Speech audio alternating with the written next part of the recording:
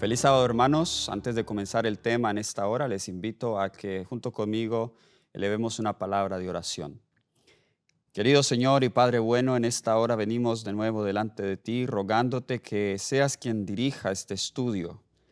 Señor, vamos a hablar de un tema de suma importancia para tu iglesia. Y pedimos, Señor, que el tema pueda ser recibido como palabra tuya y no mía, pues viene de tu palabra, viene de los escritos inspirados. Oro para que al exponer de ella, el elemento humano no resalte, sino, Señor, tú, Cristo Jesús, tu Hijo, sea en el centro de esta presentación. En el nombre de Jesús lo pido. Amén. Amén. El tema que vamos a tocar hoy lo he titulado La Iglesia en los últimos días. Y quiero comenzar con un texto que se encuentra en Mateo capítulo 16, versículo 18. Mateo capítulo 16, versículo 18. Esta es la primera vez que la palabra iglesia aparece en el Nuevo Testamento. Aunque el concepto no es único del Nuevo Testamento, como vamos a ver, este concepto lo vemos aún en el Antiguo Testamento. Pero en Mateo capítulo 16, versículo 18, Jesús aquí está haciendo su declaración mesiánica. Y aquí Jesús funda la iglesia cristiana y nos dice acá en el versículo 18, y yo también te digo que tú eres Pedro, y sobre esta roca edificaré mi iglesia, y las puertas del Hades no la dominarán. Yo quisiera hablar en los primeros minutos de esta presentación en cuanto a qué es la iglesia. Sí, porque para entender el papel de la iglesia en los últimos días, necesitamos tener una comprensión clara de qué es la iglesia. La iglesia en este tiempo en el cual vivimos está pasando por un momento muy difícil. Pareciese que el barco está a punto de hundirse. Hay ataques de izquierda, hay ataques de derecha que amenazan con que la iglesia se divida. Hay distracciones y hay asuntos que llenan la atención de muchos y la iglesia peligra en irse en una dirección contraria. Y muchas teorías, conclusiones, propuestas se han dado en cuanto a qué es la iglesia, cuál es su papel en los últimos días, quiénes componen la iglesia. Hoy vamos a tratar de responder a algunas de esas preguntas. Sí, cuando nosotros hablamos de iglesia en nuestro tiempo, comúnmente las personas se imaginan de una estructura, de un edificio. Solemos decir hoy voy a ir a la iglesia. O cuando preguntamos a qué religión pertenece una persona, pues decimos a qué iglesia va usted o a qué iglesia usted asiste. Así que comúnmente pensamos en iglesia como una organización, como una estructura, como un edificio. Y sí, es parte de la iglesia, pero veremos que no se limita a eso. Jesús declara, no como los católicos entienden este texto, que Jesús fue quien fundó y le dijo a Pedro que él era el primer líder de la iglesia, el primer papa, y sobre él Pedro él edificaría la iglesia. En realidad la roca aquí, veremos un texto más adelante, es Jesús. Él le está diciendo, sobre mí mismo yo edificaré a mi iglesia. Petra es la palabra para roca, mientras que Pedro significa Petros, piedra rodante. Una piedrecita nada más. Jesús no iba a edificar su iglesia sobre una piedrecita, él iba a edificar su iglesia sobre una piedra. Y nos dice que las puertas del Hades no la dominarán, o en otras versiones dicen no prevalecerá contra ella. Pedro no puede ser porque las puertas del Hades sí prevalecieron contra él de dos maneras, espiritualmente cuando él negó a Jesús y literalmente cuando él murió. Lo que Jesús está diciendo acá es que su iglesia, la que él fundó, va a permanecer hasta el fin. aunque parece que va a morir espiritualmente, no morirá, porque va a permanecer hasta el fin, porque Él es el fundamento de la iglesia. Bien, definamos la palabra iglesia. De acuerdo al griego, es una palabra compuesta de dos palabras griegas. Una es la palabra griega ek, o es una preposición que significa de, o fuera de, o desde. Y el verbo kaleo, que significa llamar. Literalmente, entonces, la iglesia significa los llamados o aquellos que han salido debido a un llamado, the called out en inglés, los llamados a salir. Ese concepto no es no es original del Nuevo Testamento, porque en el Antiguo Testamento ya habíamos visto ese concepto de salir y pertenecer a una iglesia. Por ejemplo, Abraham, con quien Dios funda la iglesia judía, Abraham, Dios lo llama a que salga de Ur de los Caldeos, que se aparte de su tierra, de su parentela y de la casa de su padre, a una tierra que Dios le mostraría.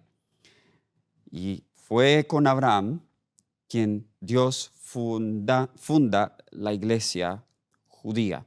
Pero también el concepto lo vemos aún mucho más claro en el libro de Éxodo, capítulo 19, versículo 4 al 6. Curiosamente, de ahí viene la palabra exit, salida en español, en inglés exit. Okay, es esa misma raíz allí en el griego ek. Bien, interesante que cuando el pueblo sale de Israel, que conocemos nosotros eso como el éxodo, la salida, bien, Dios establece a su pueblo como su iglesia allí en el Sinaí. Nos dice el libro de Éxodo, capítulo 19, versículos 4 al 6. Éxodo 19, versículos 4 al 6. Dice, vosotros visteis lo que hice con los egipcios y cómo os tomé sobre alas de águila y os he traído a mí. Ahora, pues, si dais oído a mi voz y guardáis mi pacto, vosotros seréis mi especial tesoro. Esa expresión ahí significa iglesia, pueblo escogido. Mi especial tesoro sobre todos los pueblos, porque mía es toda la tierra. Vosotros me seréis un reino de sacerdotes y gente santa. Estas son las palabras que dirás a los hijos de Israel. Varios conceptos que se relacionan a la iglesia. Número uno, la iglesia primero son los que han salido de Egipto, y en la Biblia Egipto representa el mundo. Número dos, como han salido de Egipto, la iglesia se compone por gente santa. Se espera que se componga por gente santa. Muy bien. Y aquellos que son llamados a salir, Dios los establece como sacerdotes. Bien, el sacerdocio de todos los creyentes, un principio de la Reforma protestante. Nótese que también en el versículo 6 a la iglesia se compara con un reino. Entonces, si hay un reino, significa que hay un rey, y el rey es Cristo Jesús. Hay un territorio también, el territorio es el mundo. Hay un territorio geográfico específico para la iglesia del Antiguo Testamento y era Canaán, pero hay un territorio universal para la iglesia del Nuevo Testamento que es el mundo, donde se encuentra la iglesia. Ya no está restringida a un lugar geográfico específico. Por eso, en Éxodo capítulo 20, versículos 1 y 2, la introducción a los 10 mandamientos, ya que hemos salido del mundo, ya que hemos salido de Egipto, Dios espera que los ciudadanos de este reino que componen esta iglesia, Dios espera que ellos vivan una vida de obediencia. Por eso Éxodo 20, versículos 1 y 2 dice, habló Dios todas estas palabras. Yo soy Jehová tu Dios, que te saqué de la tierra de Egipto. ¿Y cuál es la tierra de Egipto aquí? Nos dice, de casa de servidumbre. Entonces, los que salen de Egipto son aquellos que salen de la servidumbre, y la servidumbre es la servidumbre del pecado. Muy bien. un esclavo no puede obedecer. Un esclavo no es libre para obedecer a otro amo, solamente al que lo tiene en esclavitud. Cuando Moisés intentó hacer reformas dentro del pueblo de Israel mientras estaba en Egipto, Moisés intentó que ellos guardasen el sábado. Nosotros leemos en Éxodo 5 que Faraón lo que hizo fue que endureció las cargas y el trabajo del pueblo, lo hizo más pesado. El pueblo, por guardar el sábado, Faraón le dijo, oye, estás haciendo descansar al pueblo. Y lo mandó al pueblo a que él buscara su propia paja. Cuando nosotros intentamos obedecer aún en servidumbre del pecado, la obediencia se hace más penosa. Bien, vamos entonces al tema que estamos tratando en cuanto a la iglesia. El Nuevo Testamento utiliza varias metáforas para referirse a la iglesia. Por ejemplo, una de ellas muy común es que la iglesia se compara con un cuerpo, el cuerpo de Cristo. La iglesia muchas veces en el Nuevo Testamento se le llama el cuerpo de Cristo. Algunas referencias que hacen alusión a eso es Romanos capítulo 12, versículos 4 y 5. Romanos, el capítulo 12, versículo 4 y 5. Nos dice el apóstol Pablo, de manera que en un cuerpo tenemos muchos miembros, pero no todos los miembros tienen la misma función. Así nosotros, siendo muchos, somos un cuerpo en Cristo, todos miembros los unos de los otros. Nótese que Pablo nos dice que así como el cuerpo tiene muchos miembros, pero no todos los miembros tienen la misma función, así también nosotros somos uno en el cuerpo de Cristo. Cada uno somos miembros de ese cuerpo. El concepto de iglesia aquí entonces es un concepto de iglesia visible, ¿bien? Porque el cuerpo es visible y el cuerpo tiene una estructura. El cuerpo trabaja armoniosamente. Pablo en otra ocasión, en 1 Corintios 12:12, compara de nuevo la iglesia con un cuerpo y dice que así como el cuerpo es uno y tiene muchos miembros, y todos los miembros de un cuerpo, aunque sean muchos, son un solo cuerpo, así también con Cristo. Así que nosotros vemos que esta metáfora de la iglesia indica una estructura que trabaja armoniosamente cada miembro, cada ministerio con cada ministerio. Y para que eso suceda, debe haber no solamente los individuos que componen la iglesia, sino también debe haber una conexión, una columna vertebral que una a cada uno de esos miembros. Así que aunque la definición de la iglesia no se limita a una organización, tiene un aspecto organizativo también. ¿Por qué no podemos aplicar la metáfora del cuerpo a la iglesia invisible? Porque primero, la iglesia invisible solo la conoce Dios. Y para los que no estén familiarizados con estos términos, déjenme brevemente lo explico. La Iglesia Adventista del Séptimo Día cree en ambos conceptos de iglesia, tanto la iglesia visible como la iglesia invisible. La iglesia visible, creemos nosotros, es la iglesia remanente, la iglesia que Dios, que la gente puede ver, a la cual la gente puede ir, que la gente puede identificar y que tiene un sistema de creencias que la separa de las otras iglesias. Esa es la iglesia visible. Esta iglesia visible no es perfecta. Tiene trigo y tiene cizaña allá adentro. Esta iglesia está en condición tibia. Cristo está a punto de vomitarla, de acuerdo a Apocalipsis capítulo 3, el mensaje a la Odisea. Esa es la iglesia visible, necesita ser reprendida. El Ellen White utiliza la metáfora de la iglesia militante. Volveremos un poco a esa metáfora también. La iglesia invisible es una iglesia que está compuesta por los que conoce Dios, que son suyos, como dice 1 de Timoteo. Los que invocan el nombre de Jehová. Desde el mismo inicio esa iglesia siempre ha existido. Vemos que nosotros, que cuando los hombres se comienzan a multiplicar en la tierra, los hijos de Seth, dice que comenzaron a invocar el nombre de Jehová. Esa es la iglesia de los fieles. Y estos fieles no se limitan a la iglesia adventista. Hay fieles también en Babilonia. Los fieles que hay en todas las dominaciones, en todo el mundo, están en medio de Babilonia, pero Dios los considera como parte de su iglesia, no porque tengan las doctrinas correctas, algunos de ellos creen doctrinas incorrectas, pero porque de acuerdo a su luz son fieles a Cristo donde quiera que ellos están. Así que la misión Dios no se la ha dado a la iglesia invisible porque nadie sabe dónde está, y si alguien quiere ir a esa iglesia, pues no saben dónde está, no la pueden identificar. Dios le ha dado sus misiones a la iglesia visible. Hay mucha confusión hoy cuando se habla de la organización y se dice, bueno, es que la organización no es la iglesia. La iglesia son los fieles. La definición es correcta, pero suele suceder que cuando alguien dice la iglesia son los fieles, hay como si fuera la intuición, aunque abiertamente no lo decimos, y es que o la iglesia son los fieles, soy yo, ¿ok? Ellos están mal, yo estoy bien. Mire todo lo que están haciendo mal, por ende yo no lo estoy haciendo. Entonces, como yo no lo estoy haciendo, yo debo ser fiel.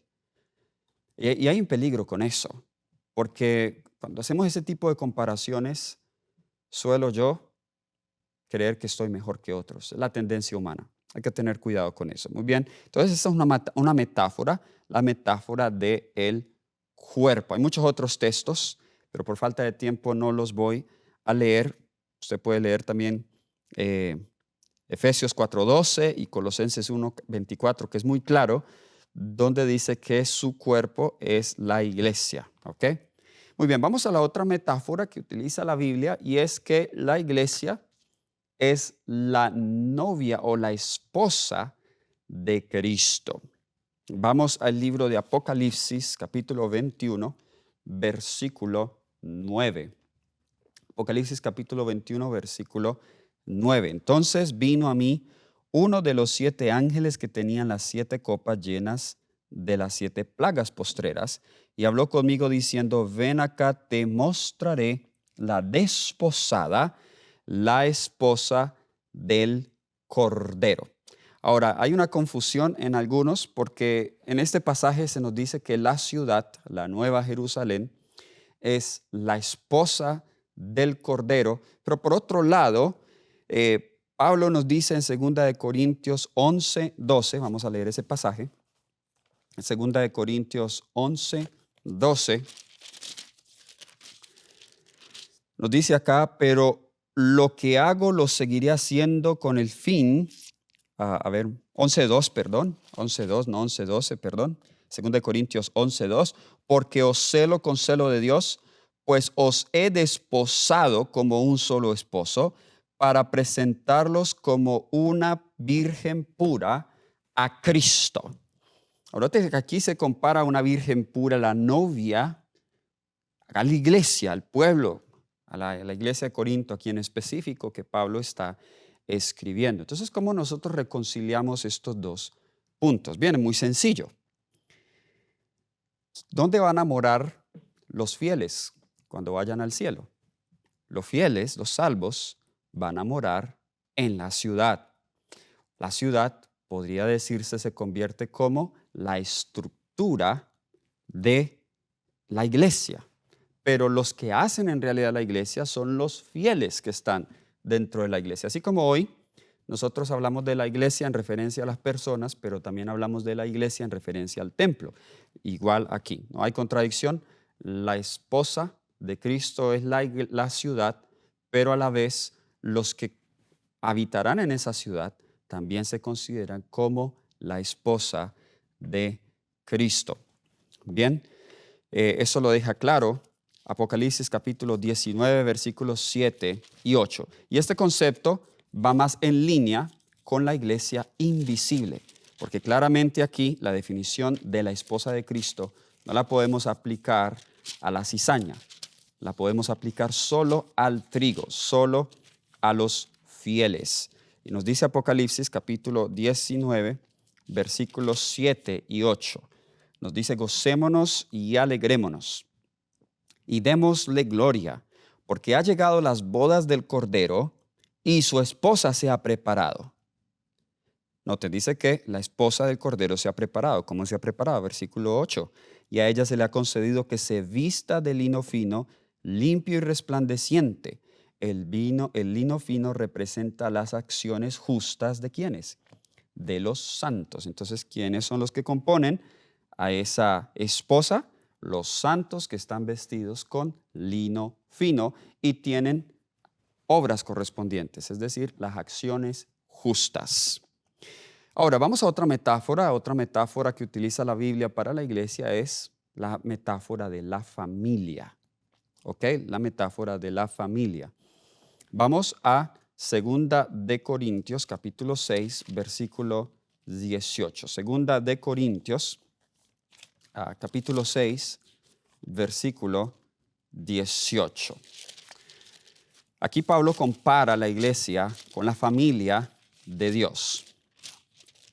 Nos dice las Sagradas Escrituras: seré para vosotros por padre, y vosotros me seréis hijos e hijas, dice el Señor Todopoderoso. Nótese que los que han aceptado a Jesús, que por ende hacen parte de su iglesia, Dios les llama hijos e hijas. Efesios, el capítulo 2 y el versículo 19 también nos dice lo siguiente. Efesios, el capítulo 2 y el versículo 19. Por eso, ya no sois extranjeros ni forasteros, sino conciudadanos de los santos y miembros ¿de qué? Y miembros de la familia de Dios. Ahí claramente Pablo dice que los que ya han salido del mundo, los que han aceptado a Cristo, de acuerdo a los versículos anteriores, estos hacen parte de la familia de Dios.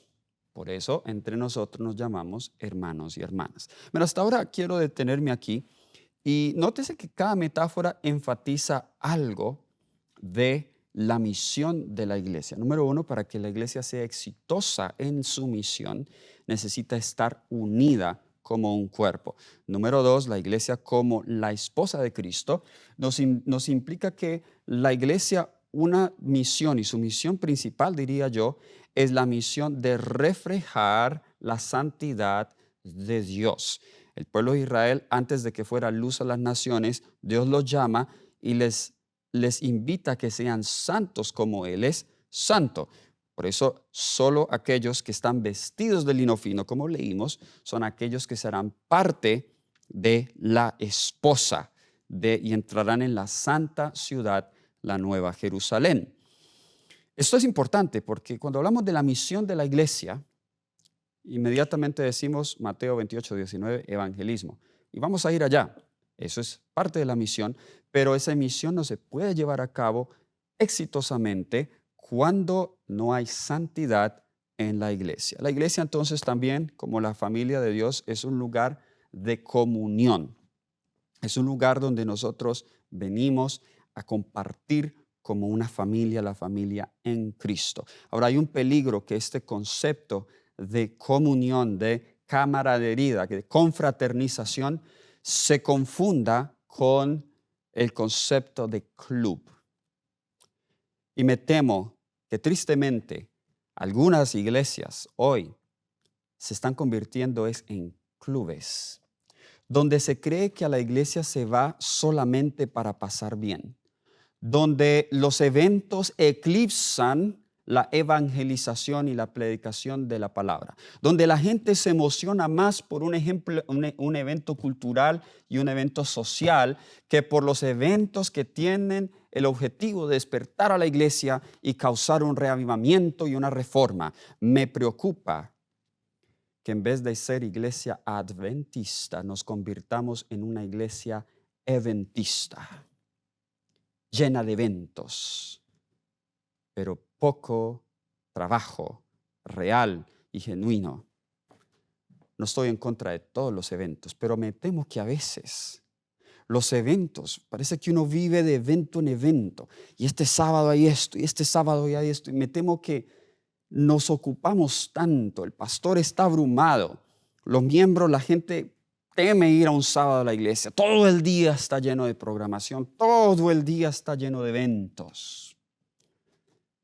pero ¿qué estamos haciendo con la evangelización? Me gusta mucho una cita.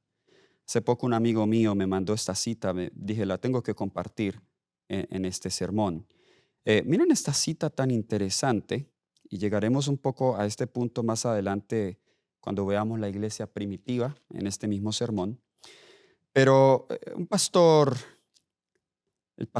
Tozer, no es pastor adventista, es pastor evangélico, pero dijo algo muy cierto. Dijo, si el Espíritu Santo fuera retirado de la iglesia hoy, el 95% de lo que hacemos seguiría adelante y nadie notaría la diferencia. Si el Espíritu Santo hubiera sido retirado de la iglesia del Nuevo Testamento, el 95% de lo que hacían se habría detenido y todos habrían notado la diferencia. No confundamos, hermanos, la iglesia como la familia de Dios, como la iglesia como un club. Yo creo en los eventos sociales y en las iglesias tenemos el comité para los eventos sociales. Hay momentos en que debemos dejar la rutina litúrgica para venir como hermanos a tener camaradería. Yo creo en eso, ¿ok? No quiero que me malinterpreten. Pero ese no es el énfasis principal de la iglesia, ¿ok? Quiero que eso quede muy claro. Nada, absolutamente nada en una iglesia debe ofuscar y eclipsar la misión importante que tenemos nosotros de predicar el mensaje de los tres ángeles.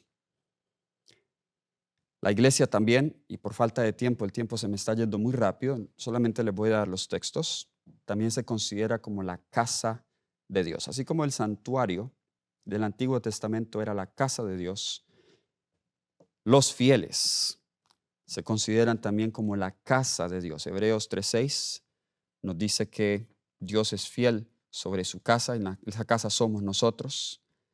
1 Timoteo 3:14 y 15 nos dice que Pablo escribe a la iglesia para que sepamos cómo comportarnos en la casa de Dios, que es la iglesia del Dios vivo, el pilar y fundamento de la verdad. 1 Pedro 4:7 dice que el juicio comienza por la casa de Dios. La casa de Dios aquí es un concepto visible de la iglesia. ¿Por qué digo visible? Porque normalmente cuando se habla de la casa de Dios, en esa casa de Dios hay tanto trigo como y cizaña también, así como en nuestras familias hay trigo y cizaña. Así como en el pueblo de Israel Dios le consideraba su casa, pero había trigo y cizaña. Por ejemplo, nosotros vemos que en la audiencia a quienes Pablo estaba escribiendo esas epístolas, habían personas fieles y personas infieles también dentro de la iglesia. Un concepto muy importante, otra metáfora, es que la iglesia también se compara con una unidad militar. Una unidad militar. Vamos a 2 de Timoteo, capítulo 2, versículo del 1 al 4. 2 de Timoteo, el capítulo 2, versículos del 1 al 4. Dice, tú pues, hijo mío, esfuérzate en la gracia que es en Cristo Jesús. Lo que has oído de mí ante muchos testigos, esto encarga a hombres fieles que sean idóneos para enseñar también a otros. Tú pues sufre penalidades como buen soldado de Cristo. Ninguno que milita se enreda en los negocios de la vida a fin de agradar a aquel que lo tomó por soldado. Aunque es claro que en el contexto inmediato aquí está hablando del llamado de los ministros, como Timoteo que había sido llamado al ministerio. Esto también se aplica a cada uno que ha sido llamado a servir a Dios, porque dijimos que la iglesia está compuesta de un real sacerdocio. Y los que han sido llamados para servir a Dios no se enredan con los negocios de este mundo. Yo me pregunto, ¿las cosas que haces tú en tu iglesia están preparando a tu iglesia para la batalla final que está por sobrecogernos? Piensa en esas preguntas tan solemnes. ¿Será que las muchas cosas, los conciertos que hacemos de música mundanal, las fiestas y celebraciones sociales, culturales, que muchas veces se hacen en la iglesia, ¿estará ayudando eso a la iglesia a prepararse para el gran día de la ira de Dios? Yo me temo y tiemblo al ver que ante el tiempo en que estamos viviendo, la mayoría de las iglesias o alguna de las iglesias queremos es divertirnos y pasarla bien. No nos gusta que se nos reprendan de los pecados. No nos gusta nos gusta ir a la iglesia y escuchar un tema que me afirme, que no despierte mis temores.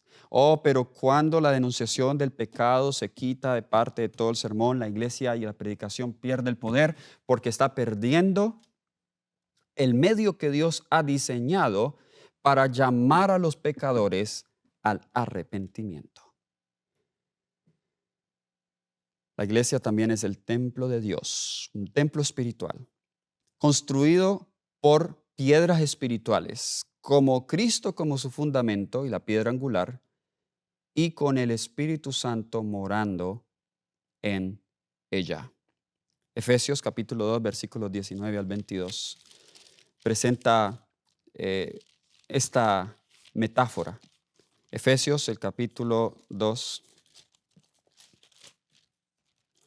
versículos 19 al 22. Nos dice: por eso ya no sois extranjeros ni forasteros, sino conciudadanos de los santos y miembros de la familia de Dios, edificados sobre el fundamento de los apóstoles y profetas, siendo la principal piedra del ángulo Cristo mismo. En él todo el edificio, noten que es un edificio bien coordinado, va creciendo para ser un templo santo en el Señor, en quien vosotros también sois juntamente edificados para morada de Dios en el Espíritu. La iglesia, entonces, como el templo de Dios, se espera que para que el Espíritu more allí, la iglesia esté en santidad y aleje de sí toda mundanalidad. Otra última metáfora, hay muchas más, pero por el tema de hoy quiero dar una más, y es que la iglesia también se considera como el rebaño de Dios. Y es una imagen muy hermosa y tierna que da las Sagradas Escrituras de la relación de los creyentes con Dios. En Juan 10:16, Jesús se llama como el buen pastor. Sí, el buen pastor. Israel, la iglesia, tiene una relación con el Señor como las ovejas tienen una relación con el pastor, como vemos en el Salmo 23. Así que este concepto de el pastor y las ovejas puede aplicarse tanto para la iglesia visible como para la iglesia invisible. Para la iglesia visible, todo el rebaño como tal, pero también para la iglesia invisible, ese rebaño puede estar en otros lugares también. Jesús dice: tengo ovejas que no son de este rebaño. Bien, así que nótese que Jesús distingue un rebaño de otro. Hay verdaderas ovejas en otros rebaños, la iglesia invisible, pero hay un rebaño verdadero que Él reconoce, la iglesia visible.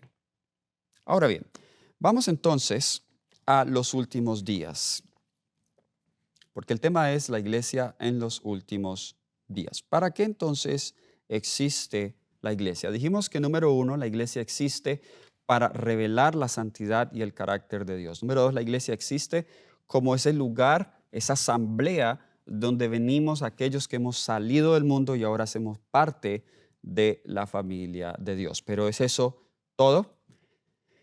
La iglesia tiene otra misión muy importante, que de esa es la que más hemos escuchado, que fue lo que Jesús dijo antes de ascender a los cielos. Vamos a leer eso en Mateo, el capítulo 19.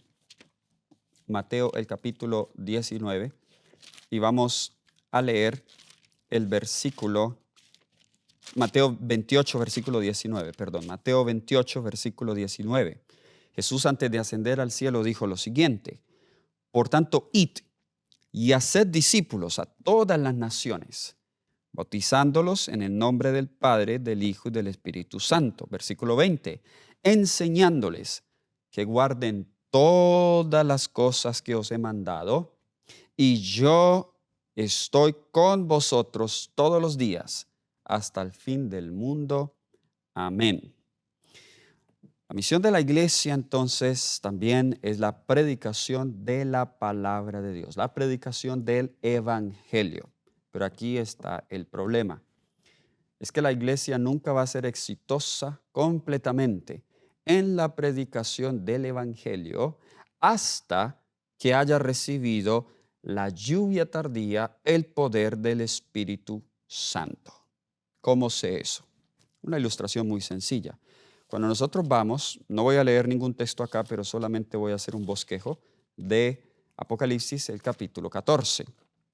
Apocalipsis 14 comúnmente lo conocemos como el capítulo donde nosotros encontramos el mensaje de los tres ángeles. Usted notará que el capítulo 14 está dividido en tres secciones principales. La primera sección son los primeros 5 versículos que hablan de la victoria de los 144,000. Ya están victoriosos sobre el monte de Sión. En realidad esos primeros 5 versículos deberían pertenecer al capítulo 13 porque el capítulo 13 termina con el conflicto, con estos dos enemigos poderosos que se han levantado en contra de Dios y su pueblo, que son la bestia y la imagen de la bestia. Pero de repente la mirada de Juan ahora se traslada al cielo y ve que este grupo, los 144,000, son vencedores. Ya en el versículo 6 se introduce un nuevo tema. Del 6 al 13 vemos el mensaje de los tres ángeles, que se le llama el Evangelio eterno. Y note a dónde es predicado: a toda nación, tribu, lengua y pueblo. Lo mismo que Jesús mandó a su pueblo, a su iglesia. Pero la siguiente escena que sigue, y yo creo que cronológicamente esta escena sigue después del mensaje de los tres ángeles, es la segunda venida de Jesús. De los versículos 14 al 20, ¿cómo sabemos eso? Dice que hay uno semejante al Hijo del Hombre en el versículo 14, que viene en una nube blanca y él tiene una hoz en su mano. Una hoz es un instrumento de cosecha. Hay algo interesante acá y es que vemos dos cosechas, una cosecha de granos y una cosecha de uvas. La cosecha de granos, de cereales, representa la cosecha de los justos, la cosecha de las uvas representa la cosecha de los injustos. Yo les hago una pregunta. No necesita ser un teólogo para responder esta pregunta. Es muy sencilla. ¿Qué maduró la mies de la tierra? Porque cuando Jesús viene, dice, la mies de la tierra está madura. ¿Qué madura la mies de la tierra? Lo que madura la mies de la tierra es la predicación del evangelio. ¿Por qué la predicación del evangelio madura la mies de la tierra? Porque la predicación del evangelio, a los que la reciben, los lleva a la experiencia de la salvación. Pero a los que la rechazan, los vuelve enemigos y antagonistas del pueblo de Dios. Finalmente el mundo va a quedar dividido en dos grupos: los impíos y los justos. Y lo que va a hacer esa separación es la predicación del evangelio. Espero que estén siguiéndome hasta ahora. Pero para que el evangelio se predique a todo el mundo, se necesita poder. El día de ayer cumplimos, hace unos días anteriores cumplimos 180 años. 180 años. En octubre 22 pasado de este año cumplimos 180 años después del gran chasco. Y hermanos, 180 años y aún no hemos terminado la predicación del evangelio. Y déjeme decirles que no es por falta de gente, porque tenemos alrededor de 23 millones de miembros en todo el mundo. Alrededor, creo que esa es la membresía mundial. A ver, Jesús pudo a través de 12, a través de unos 100, de unos 500, el número exacto en realidad era muy poquito. Jesús pudo impactar todo el mundo en aquel entonces. Pero ¿cuál era la diferencia? La diferencia es que esta iglesia primitiva tenía el Espíritu Santo. Por eso, En ese texto de Apocalipsis 18.1 que hace referencia al fuerte pregón, nos dice, Apocalipsis 18.1, es parte de los mensajes de los tres ángeles, es de hecho un eco, una ampliación del segundo ángel. Apocalipsis 18.1 dice, después de esto vi a otro ángel que descendía del cielo con gran poder y la tierra fue alumbrada con su gloria. ¿Qué alumbró la tierra con la gloria de Dios? Este ángel que desciende del cielo con gran poder. El ser la tierra alumbrada con la gloria de Dios es ser alumbrada con el mensaje del evangelio. Así que para poder cumplir con esa misión se necesita poder. ¿Cuál es ese poder? Vamos a Hechos, capítulo 1, versículo 8. Hechos, el capítulo 1, versículo 8, donde nos dice cuál es ese poder.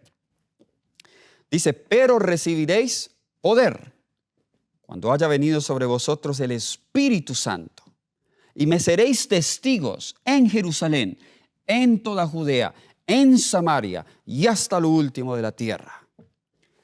¿Han notado ustedes que el libro de Hechos tiene un final un poco extraño?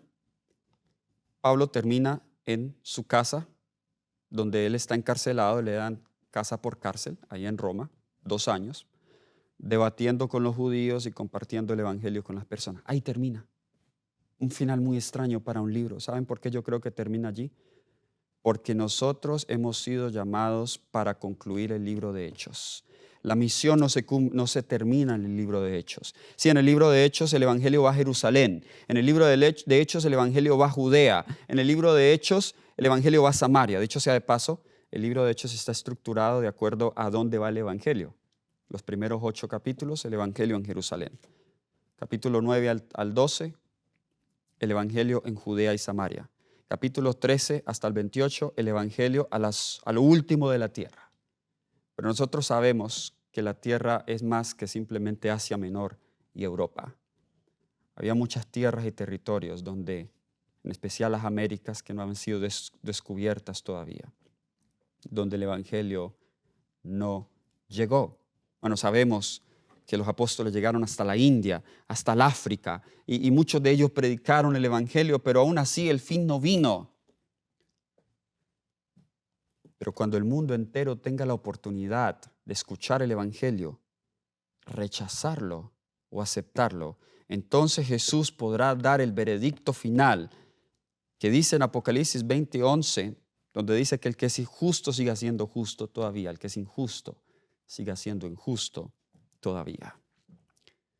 Miren un ejemplo de cómo es una iglesia llena del Espíritu Santo. De nuevo, por falta de tiempo no vamos a leer los textos, solamente los voy a citar. Por ejemplo, en Hechos 2:41 se nos dice que ese mismo día cuando desciende la lluvia temprana, en el día del Pentecostés, Pedro predica un sermón poderosísimo. Y como resultado de ese sermón, 3,000 almas se bautizan en un día. Hoy nosotros, yo como pastor, lucho con bautizar quizá unas 10, unas 5, 3,000 almas en un día. Desde luego Jesús ya había sembrado la semilla, había preparado el terreno. Esta gente estaba casi lista cuando Pedro predicó. Al siguiente día, en el templo, de nuevo predica Pedro, 4,000 almas, 5,000 almas más. Noten, 8,000 almas en 2 días.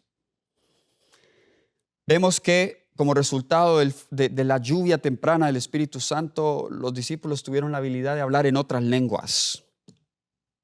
Se les dio el don de sanidades. Tan poderoso era que aún con la sombra se sanaban las personas, la sombra de Pedro. Aún se levantaron a los muertos, el apóstol Pablo y Eutico. Algunos, como Felipe, eran arrebatados por el Espíritu Santo para ir a varios lugares, de acuerdo a Hechos 8, 39 y 40. Yo creo, sin ser un poco fantasioso con esto, pero cuando no podamos comprar ni vender, a ver, nosotros no vamos a poder comprar boletos de avión o de tren o de bus para ir de un lugar a otro a predicar.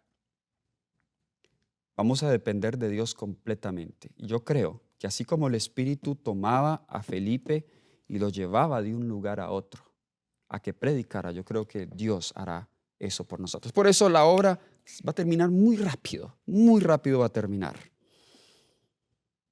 Lo quiero leer, Hechos 4:31. Me gusta esto, Hechos 4:31. Cómo predicaban la palabra ellos. Nos dice, cuando terminaron de orar. Noten que esta era una iglesia que oraba. Hoy difícilmente uno puede reunir la iglesia para una vigilia. Cuando terminaron de orar, el lugar en que estaban congregados tembló. Todos fueron llenos del Espíritu Santo y hablaban con valentía la palabra de Dios. Otras versiones dicen, hablaban con denuedo la palabra de Dios. ¿Qué nos falta? A ver, algunos hermanos son muy tímidos. Uno les dice, vamos a hacer obra misionera. La timidez, porque son sí, tímidos, temerosos. Quizás nos falta más oración para que se nos quite la timidez y hablemos con valentía la palabra de Dios. ¿Saben cuándo fue que la iglesia dejó de predicar el evangelio? Cuando Constantino metió a la iglesia en templos. Si tú estudias la historia de la iglesia, en realidad los templos de ellos eran las casas. Ahí fue como comenzó la iglesia primitiva, en iglesias de casas. Quizá había aquí uno que otro templo principal en Antioquía, posiblemente había un templo, ¿sí? Pero la iglesia fue perseguida, no estaba fija en un lugar durante el periodo de Esmirna, pero en el periodo de Pérgamo, cuando hay el compromiso de la verdad, la persecución cesa. Y ahora, usted lo puede leer en el conflicto de los siglos, algunos cristianos se ven embelesados por esa pompa de los templos, de las catedrales, del Imperio Romano. Y ellos ahora comienzan a sentir el deseo, pues, de ser aceptados por el imperio. Y entonces ahora a la gente se mete y se sienta en una iglesia, en un templo, y ahí se mató el evangelismo de la iglesia. O que nosotros invirtiéramos más en la misión y no en los templos. Yo me he regocijado tanto en algunos viajes misioneros que he hecho a lugares necesitados en el mundo. Estuve en la República Democrática del Congo. He estado en las montañas de los Andes, en el Perú, en Bolivia y en Ecuador, donde algunas iglesias son simplemente 4 palitos con un plástico encima y unas tablas allí sobre unos pedazos de madera cortada, y esas son las bancas. Y cómo la gente llega allí, a veces 1 hora antes del culto, trayendo sus productos del campo y ahí sentados pacientemente esperando a que comience el programa y que el predicador exponga la palabra de Dios. Y ese fervor con que escuchan la palabra. Yo no veo eso acá en América. Yo no veo eso en las iglesias más desarrolladas, de países más desarrollados. Yo veo mucho club social en las iglesias de América. O que la iglesia tenga ese fervor, que la iglesia tenga ese sentido de urgencia y de misión. Que seamos una iglesia que ore y que abandone el mundo para poder terminar el evangelio y la obra que Dios nos ha encomendado. El último punto que tengo, que lastimosamente no podré profundizar, pero tengo un tema donde he profundizado este último punto más, lo puede buscar en cuanto al Espíritu Santo, cómo recibir el Espíritu Santo. Y es que para recibir la lluvia tardía, individualmente y como iglesia necesitamos cumplir ciertas condiciones. Número 1, en Hechos 2:37, Hechos capítulo 2, versículo 37,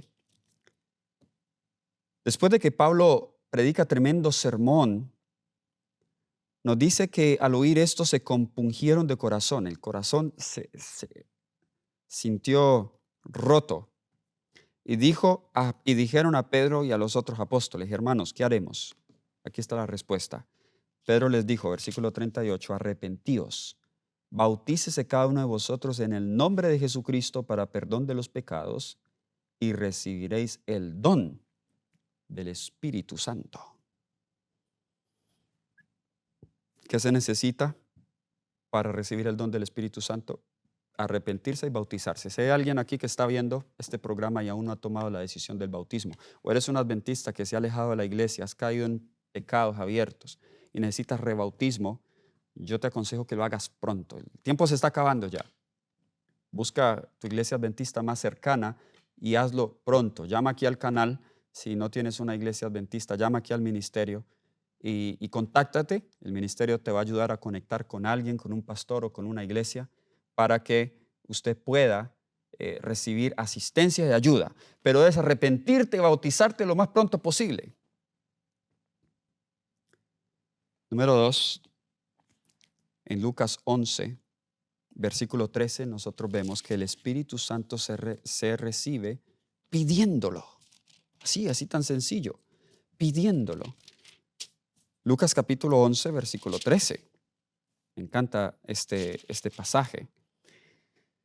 Nos dice la palabra de Dios: pues si vosotros siendo malos sabéis dar buenas dádivas a vuestros hijos, ¿cuánto más vuestro Padre Celestial dará el Espíritu Santo a los que se lo pidan? ¿A quiénes les da el Espíritu Santo? A los que se lo pidan. Pedir es una condición, no es la única, porque si usted pide sin arrepentimiento, pues Dios no le va a dar el Espíritu Santo. Hay que pedir con fe. De acuerdo a Gálatas 3:14, ahí tenemos unos minutitos, podemos ir allá. Gálatas capítulo 3, versículo 14, nos dice, Gálatas 3:14, para que en Cristo Jesús la bendición de Abraham alcanzara a los gentiles, a fin de que por la fe recibiéramos la promesa del Espíritu. ¿Por medio de qué recibimos la promesa del Espíritu? Por la fe. Es decir, no debemos dudar de la promesa. Entre más pidamos con fe, más del Espíritu recibiremos. Vamos a otra condición. Aquí la mayoría de nosotros fallamos en esta. Y yo creo que por eso es que la iglesia sigue estando en un estado laodicense, destituida del Espíritu Santo. Hechos, capítulo 5, versículo 32. Hechos, el capítulo 5, versículo 32. Nos dice: nosotros somos testigos suyos de estas cosas, y también el Espíritu Santo, el cual ha dado Dios a ¿quiénes? A los que le obedecen. ¿A quiénes Dios da el Espíritu Santo? A los que le obedecen. Así que al inicio, Él lo da a los que se arrepienten, pero Dios quiere darte más de su Espíritu. Después de arrepentirnos, debemos vivir una vida de obediencia. Dios va a requerir de cada uno de nosotros obediencia de acuerdo a la de acuerdo a la luz que hemos recibido. Y por último, de acuerdo a Hechos 2, del 1 al 4, vemos que en el día del Pentecostés el pueblo estaba unánimes y juntos. A Dios no le agrada toda esa división que hoy hay en nuestra iglesia. A Dios no le agrada esos ataques públicos que algunos hacen de la iglesia, algunos con razones, otros sin razón fundamentada, porque eso al enemigo de las almas le agrada, porque él puede echar reproche a la iglesia de Dios. Claro, esta unidad solo se puede lograr en Cristo y en la verdad. Llegará el tiempo en que la iglesia estará unida, pero ese trabajo no nos corresponde a nosotros. Dios se encargará de eso. Él va a zarandear la iglesia, va a sacar de la iglesia la cizaña y tendrá a un solo pastor y a un solo rebaño. Que nosotros podamos ser parte de esa iglesia triunfante que terminará la obra de Dios, predicará el mensaje de los 3 ángeles, pasará por el tiempo de angustia de Jacob y estará viva para cuando Cristo venga. Yo creo que tú y yo somos esa generación que vamos a ver a Cristo Jesús venir en las nubes de los cielos. Hermanos, permaneced fiel en la verdad y no permites que nadie quite tu corona. Maranata.